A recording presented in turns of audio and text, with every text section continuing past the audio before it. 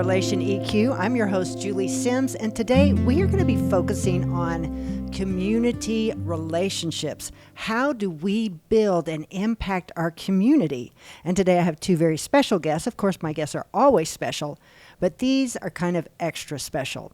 This is Keely Brown and Lindsay Wing, and they did something very courageous. I hope that their story will strike a tone with you and that you will find some inspiration, maybe for something that you've been brewing about in your head, or there's this little tug in your heart to do something for your community. This podcast will help you know that it is possible, that you should jump off the cliff, and that it will be worth it. Welcome to the studio, Keely and Lindsay. We are very excited to have you. We're excited. Thank you. This is a first. This is a first. Well, I think part of the reason for having you was it was important to tell your story. Your story is very, very valuable, and people need to hear what you've done because it was crazy courageous. And there's many, many people that will not take the step of faith that you did and literally jump off a cliff with an idea that you thought, I just think I should do this. And so I'm going to kind of start with you, Keely, because I feel like you were the ringleader, and then you roped Lindsay into this. Am I right on that? Yeah, but thank God, because I couldn't have done it by myself, and I wouldn't have, I don't think. I'm pretty sure. I mean, we were going to do something together. I was going to do it with her. So. I love that. Yeah. Okay, so let's start with you. What we're talking about is the organization that you formed, and it's called Colorful Closets. How would you describe Colorful Closets to our audience? Well, we chose Colorful Closets because in the beginning we didn't know what we wanted to call it. It was about thinking outside of ourselves, not being safe, because it is scary to jump out and do this, to take a risk like this, and is it going to work? So being bold in your faith, we have a fashion show. It's called Beyond the Gray. So what's not gray? Colorful. Gray is safe. Maybe it just kind of blends. We talked about that for a long time to even get to where we knew we wanted colorful in the title of the business somehow. And that's kind of where that came from, to be bold. To be bold. I love that because when you said gray, I thought, how many of us live in the gray? Right. How many of us live in the gray? So to describe this is, it's an organization that clothes who? Who do you serve? We serve any child, any child, in Amarillo or in Canyon, infants all the way up through seniors in high school. So our main target audience really is preschool through seniors in high school, because they're in school and they need clothing. They're out in the open. It's a basic need, food, clothing, and shelter. And it's mind-blowing how many children are in need of such a basic need, clothing. And in this world, clothing is a statement. It can be a statement for ridicule, compliments, status, so many things. And seeing that need, it just screamed to me, my gosh, what are we going to do? What are we going to do about this? So knowing you and knowing part of this story, that there seemed to be a particular incident that caught your eye and you saw the need, and it was with a particular child that was a refugee child. Is that correct? At the time. At the time. Yes. And so you see this child, you see the situation, and you instinctively as a mom know, we can't have this. Right. This kid's going to get ridiculed. Yes. And so do you want to please describe that so our listeners know how did this little flame get a little spark? So tell us the story. Yes. It was like a neon sign over any child that was in need of clothing. But at Puckett Elementary, we had a lot of refugee students. And a lot of them really were just wearing clothing to cover their naked body. Really, it was just to serve a purpose. And I think you think, well, they're elementary school kids. Who cares? They do care. We would have coat drives at school, just in general, and there were particular students that were refugees that would dig and look for the specific North Face coat. They knew what they were looking for. They had an eye for, okay, this is what kids are wearing, and I want one. want that. And that's all of us. I mean, we all just want to blend in and feel good. And seeing that, and then this one child, his pants were 3 inches too short, skin tight. This is first grader. And a little hot pink heart on his bottom. And I just was like, oh my gosh, I went to the principal's office and I was like, I have an older son that can clean out his closet. Like we got to get pants for this little boy. I mean, he's wearing little girl's pants. And the mindset was kind of, oh my gosh, they're refugees. They just throw the clothes in a pile and they wear whatever to wear to school. And I'm like, oh my gosh. But, I knew that if that was my lake in skin tight shorts and they were 3 inches short with a hot pink heart, he would be made fun of. And we can help with this. What do we do about this? We have plenty, and we're all sitting on plenty of piles of clothing, especially. And at that age, too, your kids are growing so fast and growing out of stuff. And so it just turned into a panic. So we should do a drive. What are we going to do? How are we going to help this little boy? So it just was like any of us clean out our closets as hand-me-downs. It's kind of how that started in my mind. So did you just start calling friends and go, hey, your kid, what do you have? What have your kids outgrown? What can you give me? And don't send me trash. Right. Please. It's like, otherwise you're just replacing one embarrassment for another. Yes. And so, yes. I just so appreciate your mother heart, seeing that little kid and reading into what was that going to be like for that child. Right. A lot of moms or people would just go, they're just lucky to be in America. Exactly. Just be grateful you're in America. You hear that stuff. And yet the reality is, they are lucky to be here, but can we do more? Right. Can we do more? What you saw, the need was an emotional need for this child, not so much a physical need. I mean, there were actually both components. The physical need, the jeans don't even fit the kid. No. But two, you saw that there was going to be an emotional cost to this from his peers. Mm-hmm. And that was not okay with you. And that's when you were like, what can I do? Right. And so I love I want my listeners to hear that, because that's a question that we do see situations in our community or in our families. And we go, I see that. What can I do? And so how did you get started? Well, Lindsay and I were doing a lot of things between that point and to when we started. Summer of 2016, she and I were all of our kids were finally in school, like in preschool, and all of them were enrolled somewhere. And so we had free time. And what are we going to do with our time? And I was selling a clothing line, Cabby, for a little bit, and I love clothing. And I still had elementary school kiddos at Puckett. And then Lindsay and I were trying to figure out what can we do together, just something fun to do, because we had reconnected we had not seen each other in years. And we were going to organize or clean closets, or there were different things we were going to do together. Like make a business of it. Yes, make a business. Okay, I could totally see that. Yep. So we had free time. We could do it, and we worked great together. We're opposite, but we're similar in it's just, we knew we could do something, and we like each other. So that helps. Most days, right? Lindsay, is that true? Is that true? Let me hear from you. 100%. Yeah, you say. No, when the babies were still in Mother's Day out, we would meet at the church and organize the resource closet. We would not say one word to each other, and by the end of the 6 hours that they're at the little school, that closet would be organized and clean, and the teachers would come in, and we'd be like, yes. And then it was on to the next thing. And then we started getting in our girlfriends' closets and putting outfits together and taking things out and saying, this is a no. This does not belong in your closet. This is more than 12 years old, So we felt good about being truthful and honest, but then we would end up and there'd be a pile of clothes on the side after you're done cleaning out someone's closet.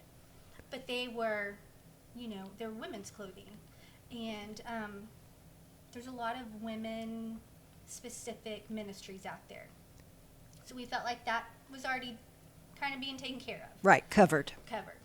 And then that's when Keely called one night. And I was in my bathroom, and she said, I think we need to start a nonprofit. And I was like, what? What is that word? Did that strike fear into you? What did you just say? You know, I think with Keely, her passion overrides anything. And so it was just like, yes, I'm going to do this with you. Okay, what does that look like? This is amazing. Yes, I totally understand. Yes, okay, let's go talk to, I was a teacher. I'm going to go talk to my former principal and my former counselor. What kind of resources out there cover these needs? Okay, let's do that.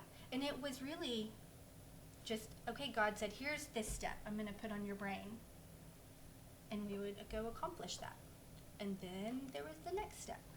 And it just, the path kept building to, we're about to go into our 11th year. So it's been crazy. It is crazy. And there were times that it felt like a fire hose, but there were times that God was so gentle with how quickly he built it. And provided. Mm-hmm. Like tangibly provided. And there would be times of rest, and we're like, oh my gosh, thank you so much. There would be times of fear. Oh my gosh, how are we going to keep this going? And then reminding ourselves, he's our focus. We know how to start from the ground up. Yeah. If we have to start over, because finances are a big thing. And we are solely dependent on the community for clothing, finances, everything, anything, and if we don't have the community, we can't function. And there's moments where there's some stalls or hiccups. There was COVID. That was scary. And you kind of humanly panic. And like, what are we going to do? How are we going to ride this wave? And he just continues to carry us. And we keep reminding each other, okay, if we have to go back to square one, we know how, because we've been there. And he was there. That, to remember that God is present, and he is constantly present in this journey. It's so crazy. It gives me chill bumps. The Holy Spirit is like so powerful to experience and real. I mean, I've said this so many times. I've always loved Jesus. I've grown up in a faithful home. And but if I did not know he was real before this, I could not deny his presence. Really, before stuff that happened in my life that led to this, he was so present in moments that peace shouldn't have existed. It was all chaos, but full of peace. And then reconnecting us and continuing to provide for the closet, even in hard times. And sometimes it's hard, and there's hiccups, but he's been there. So if I had not known that Jesus even existed or was real, I could not deny his presence, because it's been so tangible, almost. And I hate to say this, but I don't know how else to say it. Spooky, almost. Like, I have the chill bumps again. Like, oh my gosh. I mean, I know he's in this room. I know he's everywhere we go. But, dang. Like, oh my gosh. I mean, there have been times in the closet we've had experiences and we're like, oh my word, I have to tell you what just happened. Because you can't deny it. And it's so incredible. So would you say supernatural? Oh, absolutely. Yes. I mean, chill bumps won't leave my legs. Well, and you talk about sharing your story. I think that's so important for anyone. The way we're going to see God working is when we share our story. And I think that's just keeps going through the generations of they will hear your story. And so we've been able to take those tangibles and tell people. So that's been just warms your heart, keeps you going, for sure. Not that he has to give us anything that we, the neon sign, but he does, and we're thankful for it. Well, you two came into my lives last year when a mutual friend of ours reached out to me and said, hey, there's this little lunch and learn, and I want you to come. And I was like, I'm coming because you're my friend. I know nothing about this, but you're my friend. And so I honored that friendship and came, and that was the first that I'd ever heard of you, saw Keely, and began to put the pieces of the organization together, go, okay, they do what? They clothe refugee children. And our audience might not know, but Amarillo, the area that we live in Texas, has a high refugee population in the nation. We get lots of refugee families. And so I was already connected to a gal who was a refugee from Kosovo. So as I'm sitting at that lunch and learn, and they're talking about their fundraiser, and it's going to be a fashion show with the clothing out of their clothing closet, and that they have their own children are going to model these clothes. And I'm sitting there thinking, well, I know a professional model who is a refugee from Kosovo, and she teaches children how to model. And so I was sitting there putting the puzzle pieces together that were pretty obvious, going, there is some connection that needs to happen. And so I connected them to this fabulous model, and she helped you with the first ever colorful closets that I had ever seen. And so I'm sitting there watching my beautiful friend modeling with these children and seeing the exuberance and the joy that was on you too that night at your fundraiser. And there was something very special. And just the people who were there were enjoying the event. They saw the purpose that you girls had, and they were backing you. And I was coming in at 10 years into this. So I haven't seen, I'm just seeing where you are now. Mm-hmm. But I was sitting there thinking, what's my part in this? Like, what's my part? My kids are grown. I don't have a bunch of 3T or 4T toddler little genes anymore. So that's not my part. But there were other ways that I knew that I could partner with you. And one of the things that I knew I could partner was get the word out. Mm-hmm. Get your message out. Mm-hmm. Like, come into our studio and let's broadcast this to where more people hear your vision and hear what you did. Mm-hmm. It's one thing to talk about things. It's a whole nother thing to jump off that cliff and make things happen. Mm-hmm. And faith is action. It's doing something. Mm-hmm. I certainly have learned that. Mm-hmm. To go, you can talk all day, mm-hmm. but it's your action that really proves mm-hmm. what you believe. Mm-hmm. And so I just saw something that was so beautiful. And as I was thinking about bringing you two in the studios, that I thought, these are two of the most joyful women I have ever met. And that the joy is tangible on you. Oh. And that just also the joy of your female relationship with each other. Oh. Like, you might describe how you two first met to our audience, but you can tell that there is a mutual love and respect, and like you said, it's kind of like yin and yang for the two of you. Yes. That the strengths and weaknesses are opposite for the other, and they fit perfectly together. Mm-hmm. I mean, I just love the fact that you were a school teacher. I mean, you already had the in. You already had the in to a principal or a school counselor to go, hey, notice this kid, in the parking lot, and I think this is someone with a need. Mm-hmm. And so one of the things I also learned about how you operate is that you're discreet. That your goal, like you're not flashy about going, hey, look at us, we're clothing these kids. But you are respectful of these kids' personal lives. And I remember hearing that there were, like, when you were working with high school kids, that you would reach out to the school counselor and, you've identified someone that had need, and how you would discreetly get what they needed to them. So would you please describe how you basically keep some confidentiality and not embarrass a high school kid who has needs? Because I just thought you were so sensitive to be aware of how do we meet these needs and not humiliate someone or brag about it. Mm-hmm. Because that's an important part. Right. That is an important part, that you're so undercover in many respects in the areas that you need to be. Mm-hmm. I mean, I still want people to know about what you're doing at Colorful Closets. I want the word to get out. But I appreciate the sensitivity that you and your organization use.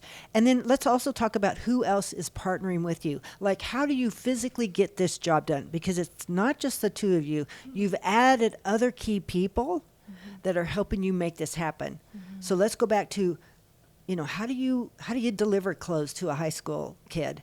And then who's also partnering with you at your warehouse? Go ahead. So I'll talk about how we do the clothing process. And it really was this way from the beginning. In the very beginning, we wanted an entire wardrobe in a bag, and we would pull it with us to the school where the child needed, we would style them and love on them, and this is how you wear this, and this is how you wear that, and realized that's just one more person that knows their story. And we knew we needed to not be there. That's not how we needed to be a part of it. So everything we do goes through the counselors. So it'll go through a counselor, a teacher, an advocate. A coach. Yeah, someone in that child's life. Then they let us know the need. And so that is through, hey, I have an 11th grade girl. She's a size medium top, size 8 bottom. They might do some special requests. She's girly. She likes dresses. She likes colorful jeans. She enjoys, pink and white. And so then we get to shop the closet for her specific need. We're like the behind the scenes, kind of like Stitch Fix. A child doesn't come in the closet. We never meet the child. Wow. Yeah, and we clothe way beyond refugees. We clothe single mom. We clothe anybody. I mean, wow. Every school, there's 55 schools in Amarillo, and how many in Canyon? 27. So we don't. You're impacting that many schools. Yes, it's We've crazy. been in every single school in AISD and CISD. In Bushland, And that's even it's crazy. Bushland, Highland Park. River Road. So we're talking over 100 schools. It's crazy. And, I know, right? Wow. I mean, you say it out loud. It's you do. wow. Yeah. and there's differences among the schools, so that. Yes. The demographic. Yeah, so that plays a role when we're feeling that need. But right, we never meet the student. We are pouring into those counselors because they have a million things on And their a plate. heavy load. Our Yeah. counselors, heavy load. One more thing. Right. And so we're always in front of them saying, let us take that off your shoulders. You just let us know the need. We will fill it. We get it cleaned, and they come and pick it up from us.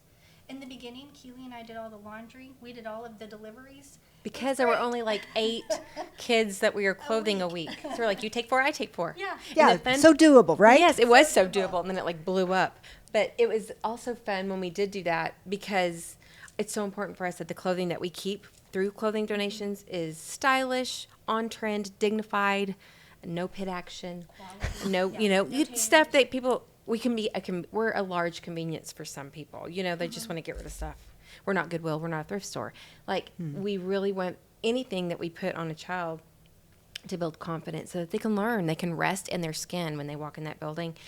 But Keely doing the laundry one time. Yeah. Evie Claire and Gigi. And she would hang it up. You get it out. She's hanging it up. Yes. Her girls came in. And that's where I was Yeah, going. See, I mean, like what? I just lost track of that. And the clothes are so cool and so cute that we do keep. I mean, we get rid of a ton of stuff to keep the good stuff. And they were so little, elementary school. And, oh, is that mine? They thought that was their, that I'm hanging up. No, this is for a student. That was a realization of we're on to some good stuff. Yes. Our kids want to wear this stuff. They want to know Okay, so where is that from. You're actually equalizers. You're equalizing the playing field for these kids. Yes. I mean, you're truly removing angst Yes. about showing up. Yes. Like you said, so that they can actually focus on learning instead of being Yes. self-conscious all day long. They can smile. They can be nice. Yes. I mean, They well, don't have to worry. Yes. And we all think that way about what are we going to, you had to send us a text. Don't wear patterns, black, red, white. Sounds like, oh gosh, what am I going to wear? And Evie Claire's in Fort Worth right now. And so I was calling her being like, okay, we can't wear patterns. Do you think I can wear these shoes? They're really patterned. What do you think? I mean, we're all thinking about how are we going to present ourselves? And then those kids are thrown into school where there's ridicule and rejection and praise when you have $1,000 outfit on and just allowing them to walk into the school and feel like they blend. They don't have to stand out crazy, but they no longer are wearing the same repetitive red shirt with the little hole that everybody knows that child wears Monday through Friday, and that's a real story. I mean, that really is something we have heard. We get to kind of change that dynamic. Equalizer is a good Yeah. word. Yeah, you might not know this, but I, kind of like you, sent my last child to first grade and thought, well, what am I going to do with my brain now? You know, I was ready for something that I could do. And so it was during the days of the What Not to Wear with Stacy and Clinton. Yes. And so I'd watch that and I'd go, well, that is such a valuable service, but no one in Amarillo, Texas is going to have Stacy and Clinton come here and give them a $5,000 shopping spree. So I began to, and from a personal experience that I'd had of being humiliated by being underdressed at a social function, that I literally cried in the parking lot heading to the car going, I have got to figure this out. I cannot do this again. I've got to figure out how to dress. And so I ended up in that season starting a small business, basically myself and a few others, of being an image consultant. And I loved it, but I can tell you that it was life-changing for people to just know how to put themselves together and to feel equal in a social setting. Yes. Because that night that I had, I knew I didn't fit. I was underdressed. I knew I wasn't on the same playing field. Right. And that was kind of it was just a real moment for me to go, I have to figure this out socially if I'm going to make it. Right. And so I can appreciate, and having worked with clients myself, it's like when they can feel good about themselves, like you said, now they can focus on their career. Now they could focus on their marriage. I don't feel like a frumpy mom. Right. I can feel good about myself again now that I'm postpartum, and it is changing. Clothes do matter. It's a part of ourselves that we're revealing to the world, and people are reacting to it, good or bad. Yeah. And so what you're doing is, I mean, such a tangible, practical way to help people feel good about themselves to where they can move on to other things. Right. And so I personally can appreciate this going, you go girls. So tell me about who else have you recruited into this this organization that has just taken off. So you're in your 11th year. Crazy. Yeah. So in the beginning, it was just us two and Okay. volunteers. How many volunteers would you say? It really kind of depended. You know, sometimes you'd get a youth group that would come. Sometimes you would get the mom who would show up every Wednesday. We have a sweet friend. She has been in the closet. Her name is Heather. She'll come every week, and she volunteers every week, and she knows exactly what she's doing. And she'll email or she'll text and say, "Hey, I'm coming today. Is that still good? What time?" So you have the ones who are just, "Hey, I've got time. I put my last first grader into school." And then you have the youth groups, and you have, one of the first years we did this summer, back to school. We were part of an event, and people came that were needing things for school, and they filled out order forms. And I mean, we had to close the box at 300 because Oh, my. oh my gosh, yes. And I tell you, the volunteers that showed up for that, they came, they did laundry, they brought the bags back, they helped put them together. That was a show. That was insane. We snuck out of that event like a thief in the night. We're like, we've already filled out 300 orders. We're like packing up the boxes, like literally left our table, snuck out the door. That's when we realized we can't do back to school events. We're really not equipped to do that many at once. I can see that. Yeah, we clothe on average about 1,000 a year. Wow. But 1,000. 301, like, in one setting. it was crazy because we are relying on the community to donate the clothing, and it's kind of a healthy revolving door. Right. That was like, what are we going to do? And we did it. We had the stuff. It was so crazy. It's like the fish and the bread, the loaves. Somehow That it just story. multiplies and it's there. It was unbelievable. It was just the right sizes that, if we'd have had 300 boys size 10, 12, we wouldn't have been able to do it, Yeah. in the slightest. But it was like, there was this size and this size, and it worked. That's one of the neatest We stories. couldn't believe it. Gee, it sounds supernatural. It is. It's for real. It was, yeah. Right. Oh my gosh. I still replay it in my head, like, I cannot believe That you was made all that happen. Yeah, it was good. See, people, miracles still happen. It's They so really crazy. do. They Yes. really do. I mean, like, obvious. Towards the end of this school year, we were, and we can't plan for our inventory. We can't plan that, No. okay, this year we're going to clothe this many 10-12s, this many 3X. We are clothing 3X plus size, adult sizes. We're not clothing adults, we're clothing high schoolers, but there was a 5th grader that we clothed that was a 2X men's size, but you want him to feel like a 5th grader. We clothe big kiddos in high school all the time, middle and high school.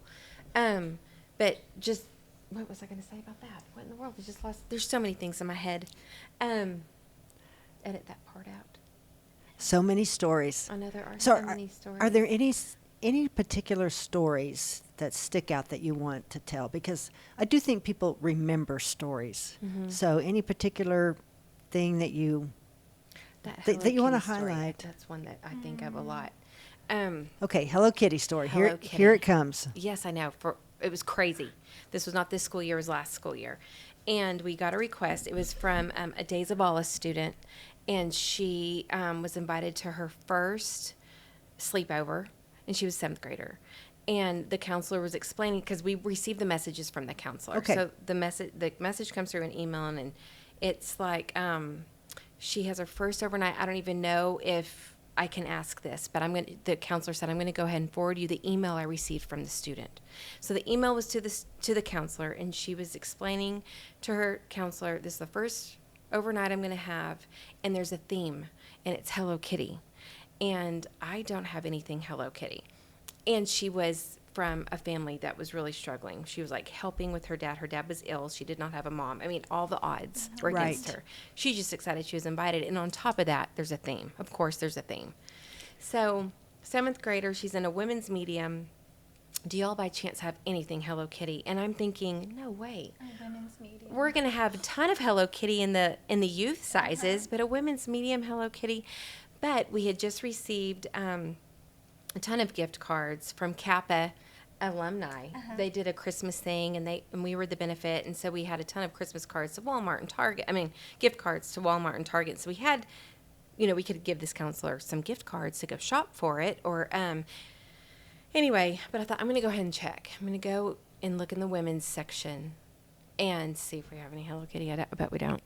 So I'm going shirt by shirt by shirt, and I get to the mediums, and there are, I swear, this is so crazy. It was so crazy that I ran down the hall. I was like, this is one of the moments. And there were 2 brand new black Hello Kitty shirts. Cool, funky Hello Kitty shirt. Brand new. The tags were on them. Don't know who from. I know. What? Not even seen them on our, we're in those shelves constantly. So you're in your closet. Yes. And In the they're colorful there. Closets. Yeah, yeah. And there's, what? I mean, I was like, what? What? I'm running in the hall. Amelia is our secretary. She's fabulous. Talk about core. And that's where I was going to say in the beginning, it was just us 2, and we slowly grew it, and we have Amelia. But, oh my gosh, we have it. We have Hello Kitty. I couldn't believe it. It was, I swear, it was like Jesus came in and he hung them up. And they were brand new. And we do have some new stuff, but a lot of our stuff is tenderly used and still really cool. That was pretty crazy how God provides. He already knew. Yeah. He already prepared us. Oh, yes. He had already stocked it up, and he knew that we were going to have that moment, and so was that student. So that do you was ever get cool. any feedback from the kids that, do you get any feedback from the kids, from the counselors? From the counselors, yes. But do the kids communicate to the counselors any? Sometimes. Okay, so sometimes. We did start a survey this year. Oh. And so every single clothing bag that goes out has a little QR code they can scan, and not all of them answer the questions like, did you like the socks? I mean, even socks and underwear. That's important. And those are It's new. basic. We do not do those. Thank But we you. receive Thank them all you. the That's a great. Everyone in the audience is going, good for you. Yes. If you're cleaning out your closet, we don't want your crusty socks and underwear. Throw those away. We Right. get them all the time. It's crazy. Yeah, they get brand new socks and underwear. But there's dignity in that. Even still, I've always been like this, and I'm a weirdo. I'm in my head all the time. But even when I get my own children brand new socks and underwear, just because, it's time for new socks and underwear. Right. That is what they wear fresh out of the shower. That is what they cannot wait to put on. And they're all the way up through college. They love brand new socks and underwear. I still buy my college son the coolest underwear because he loves it, and it's funny and it's funky. And there's dignity in that, the simple things, Yes. I agree. Yeah. I agree. Wow. You guys think of all the little details. But, you've had time to develop, Right. What works and what doesn't work. Right. So maybe anything that didn't work and that you figured it out, that you're like, yeah, that's not working for us. But how did you figure it out and refine anything? Or would you say it's just been a slow and steady learning process? What would you say? I can't think of anything that hasn't worked. In the beginning, kind of deciding what a wardrobe would look like, how many tops were we going to put in a bag, how many bottoms, how many socks, how many undies. That is kind of cool because it's been that way from the get-go. We do 10 tops, 5 bottoms, and you mix and match. And Keely calls it's your own wardrobe capsule. Mm-hmm. You can kind of get through. Our hope was, we don't know the laundry situation that this baby's going to have. Are they going to have the ability to do laundry? And so if we could get them through a couple of weeks without maybe having to do laundry, thought about that. And just kind of our own, everyone could live on less for sure. And putting that together. And then also, like we tell our volunteers, and the people that are donating to us their clothing, we love tenderly used clothing because most of the time it is the current trend. It's stylish, and it provides a unique wardrobe for every child. If we went and bought all new stuff from Old Navy and Dillard's and Kohl's, everyone's getting the same t-shirt and everyone's getting the same jean because that's what you have in your inventory. But being able to provide some new things is always fun. But that tenderly used, it just provides kind of that uniqueness that comes through. And it gives us a lot of things to shuffle around and create different wardrobes, and all of a sudden you have this a full bag of clothes that we want them to be excited about. Wow. Do you ever hear from the parents? We've heard a couple from the surveys. I think the surveys are just, we really want to know, Are you hitting the mark? are we hitting the mark? Right. Yeah. Would you use this again? Would you tell someone about us? We think Not we're in an fabulous. awareness way, but hey, you Yeah. need clothes too. I can tell you where to get Yeah. it. Uh-huh. Yeah. Wow. Yeah. We want, Yeah. So you're gluttons for punishment. Bring us more. Right. Bring us Right. more needy. Right. Oh my It's gosh. one of those things where I wish we didn't exist, but we do exist because there is a need out there. Right. And so How many kids would you say to date that you have served through your generosity and the generosity of the goodness. community? I feel like all I do is look at numbers. We were filling out, so we have a sweet girl that has joined us back to do help with fundraising, Elizabeth. She was filling out a scholarship thing from Canyon Lions, and she said, I need to know how many to date. And we're either right under 8,000 or we were right over 8,000 since we've been In 10 years. in 10 years. In your wildest dreams. No. Your wildest dreams. No, from the would one you little know? kiddo that needed jeans, for real. Like, that just needed a new pair of jeans at school because they were 3 inches too short. Like, And the heart on his butt.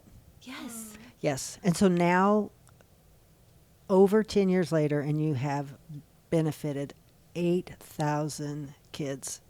That's 80,000 shirt tops that we've given off. I know. Given away. Right. Right. And a lot, and I mean, that's a lot of stuff we've sorted through. Because to get to that 80,000 shirts, There the was number, a lot, yes. I mean, really, because there's days that we might only keep 20% of the big pile that Wow. came in through clothing donations because Okay. it may be too mature. You know, people retire and they want to have a place to donate their fabulous things, and they are fabulous and they're beautiful, but we cannot use them because the oldest person wear clothing is a senior in high school, and they aren't wearing typically professional clothing to school. They just aren't. It's a real casual. Right. What they're wearing, what kiddos are wearing is very casual. That's been a learning experience. It's a constant educational process for us with the community and our donors. You know, you said what has something that we maybe didn't do right in the beginning Yeah, and that you tweaked. that we tweaked. And I Yes, think we're gosh. still tweaking. Uh-huh. We said yes to everything in the beginning, and we quickly realized, oh wait, We were too nice.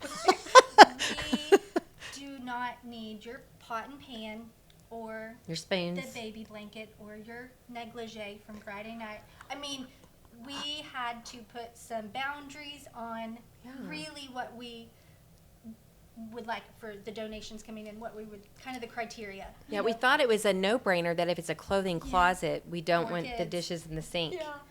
But, I mean, That was your crusty underwear, your things that you didn't think you would Socks. have to say, you have to say. yeah, your negligee. Yeah. Those things we leave on each other's desks as surprises. Price. Yeah. Can you believe this one? Yeah. I thought I'd seen it all, Yeah. but no, Yeah. yet here this is. Yeah, guess what? I knew you'd love So that's this. how you two have fun at the job. Yes, You know. you got to have comic Y- relief. True to go. Can Yeah. you believe? Like, who thinks like this? I don't know, right? Throw it away. Or also, I don't know if some people that aren't familiar with this, but they heard of us from Right. someone. We're not a big. It's us two. We're the people that sort. It's not a huge organization. We have a hard time letting go of that because we are so picky. And Yeah. also, too, we know what we have in the closet. So it's kind of, I don't know, it just works very well for us. I don't know Mm-hmm. how y'all sleep at night with this stuff not swirling in your head going, I need a medium, it needs to be this Mm-hmm. brand and this kid. And how do you even sleep? I mean, it's enough that you have your own families. Mm-hmm. Well, then you go in your own kids' closets and you shop while they're Right. sleeping. Right. You're like, Right. I needed a couple of shirts. Thanks. Right. Okay, because I do want to shift this conversation, and I did warn you about this, that I did tell you, since this is a relational podcast, it's like, how has this affected your families? Like your marriage, your kids, because this is a lot of time, effort, and energy that is being diverted from your immediate family to unknown people. And I can certainly see where the potential for some resentment, maybe some jealousy, could creep into, this purpose that you have found that's so life-giving. And yet, here's your family going, hey, Mom, you forgot to pick me up at... You Yeah. forgot to pick me up at baseball practice. You were in the closet, deep in the closet, and you didn't ever come out. And Right, so, that's funny. so I can see potential for that. And so how would you say that you are balancing or have learned to balance the charity aspect of you and the real family that you have? So can we address that? I think in the beginning, like I said, we did say yes to everything, and it was, oh, you need a volunteer night Tuesday night, and you need a volunteer night Wednesday night, and you need a volunteer Thursday night. Okay, yes. And we did quickly have to be like, Well, we were so excited. we're so excited. And it was really going well. And so we did, Our husbands, really, we both did of them. have to say, okay, what are some boundaries going to be? Did your husbands corner you and go, listen, girls? Individually, I think Yeah. we both are married to a Brandon. Her That's Brandon funny. was having conversations with her, and mine was too. And And our babies were little. I Yeah. mean, we had elementary school kids. You had littles. And a lot goes on. Mm-hmm. And then you have two husbands that have a full-time career. Mm-hmm. And so, we wanted to be the mom that was home with our kids. And so that was, we were coloring outside of the lines a lot. And so we did have those conversations, and we did early on create those boundaries that still to this day, we're so thankful for. You Mhm. know, Yes. I know we're missing people, and I know we're missing times, but not with our families. If we can't take care of ourselves and our families first, how can we take care of 8,000 people? Yeah. You know, over the 10 years. And that's really kind of the perspective we had to like focus on. How can we do this and still be moms that pick our kids up from school and are available in the evenings to make dinner and go to gymnastics or whatever.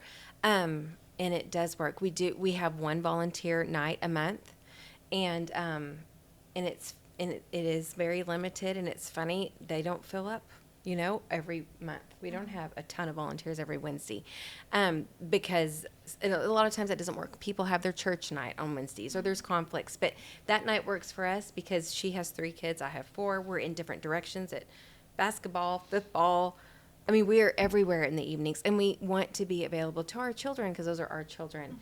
And so that Wednesday night a month works. We have volunteers if they are available on Tuesdays and Thursdays to come during the daytime while we're there. Great, that's wonderful. Every once in a while, we'll break the rule and be like, okay, we're going to get that group in, and it's going to be a Tuesday night, but we have boundaries. If we've already done that once this month, then maybe if it works for them in February, great, and if it doesn't, what else looks good? You know, we really try to work with people, but setting that boundary, I think, makes for a healthy relationship for us and our husbands and children. And Yeah, it is. Yeah. I just think that that's such an important thing to consider because you don't want your child quietly seething. right. Going, I hate that my mom does this all the time, you know? Right. And so I'm sure that you both are sensitive people. And so that you've been able to pick up on, okay, I need to dial back a little bit and to go, yep, my family is my priority. I would also think that your family, and particularly your kids, I think that it's important that we learn to serve others. Selfish people who only live for themselves are not joyful like you gals are.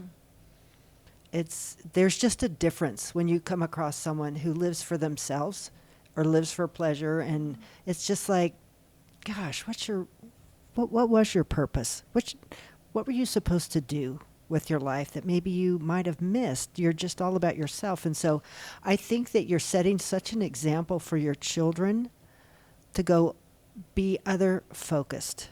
It's not to the point of, like you said, you take care of yourselves. And that's how I felt also as a mom, was like, if I didn't take care of myself, I was the captain of the ship, and then that would mean the ship would sink. Right. And so I always knew it was like, okay, I have to take care of myself to keep my ship afloat.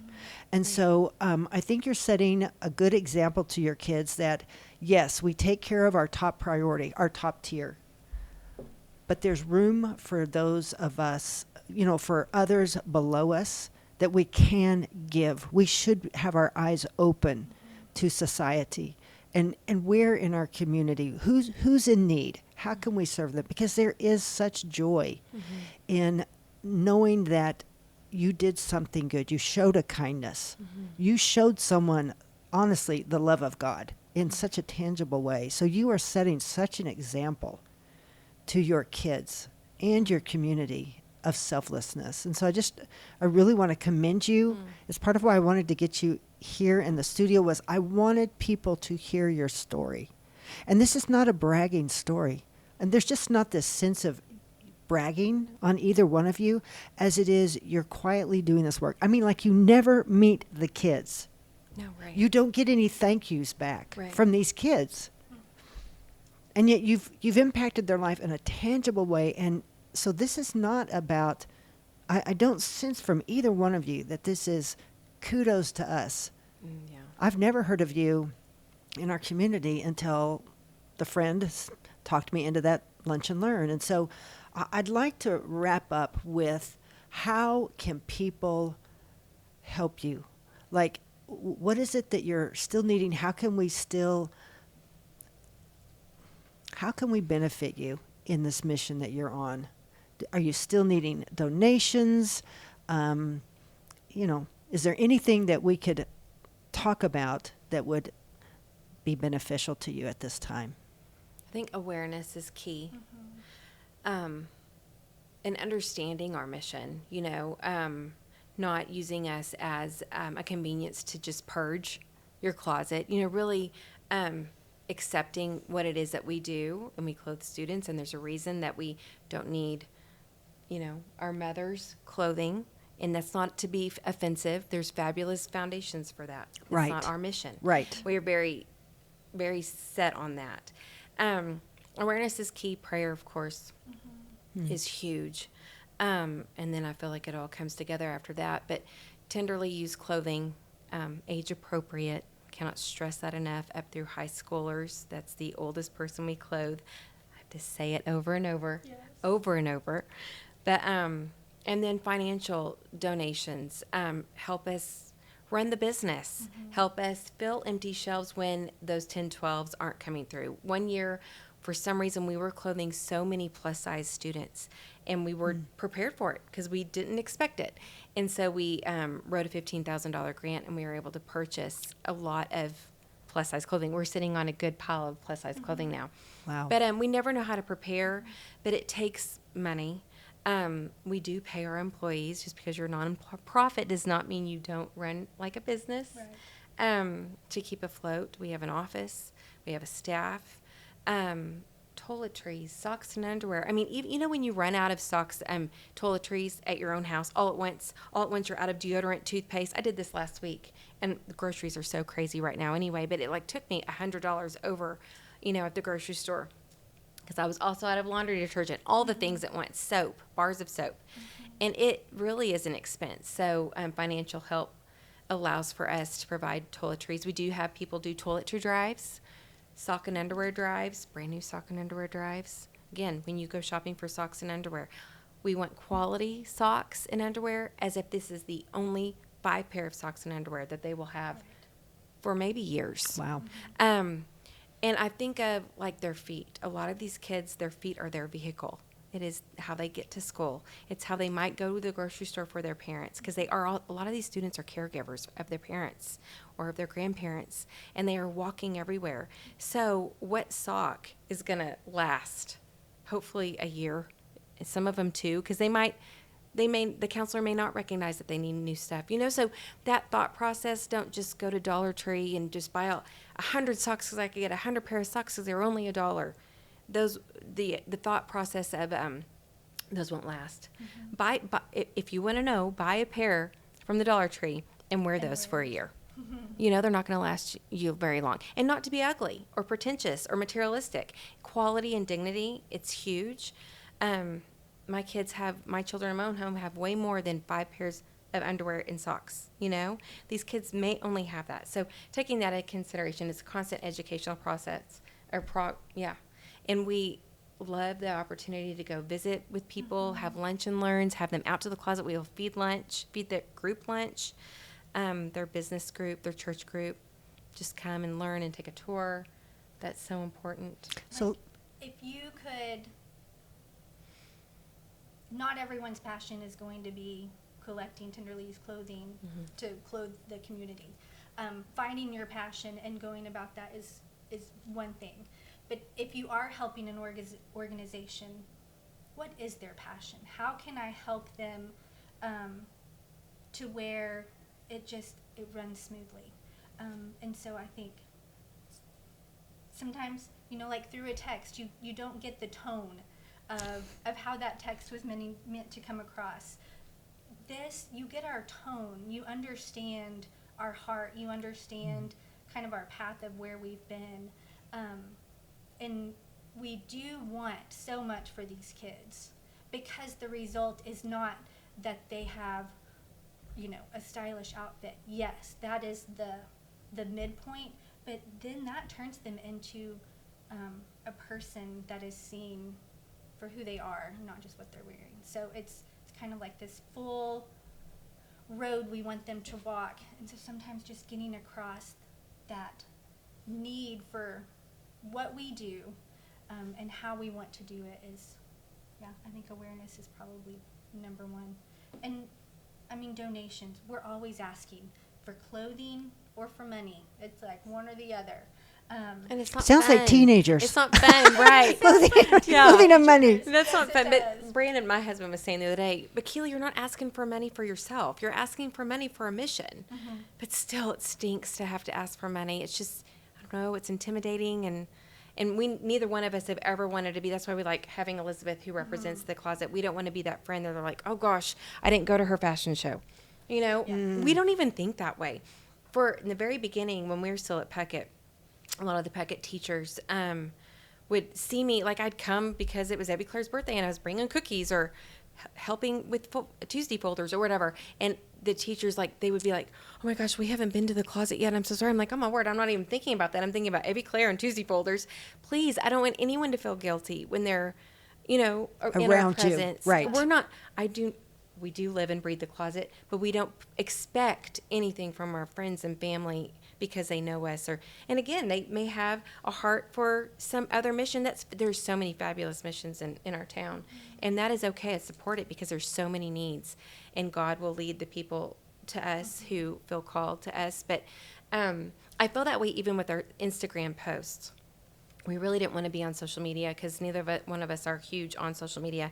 But just the expectation of being on social media, and we have to let people know what's going on. And but like getting out that whole perspective and without being ugly and in our whole mission and what it is that we do need and what we don't need. And You would love to show a short video of what came in today, and you're like, oh, no, you can't do that. yeah, because then Judy is going to be like, oh my gosh, that's my negligee. How embarrassing. I'm never donating to them again.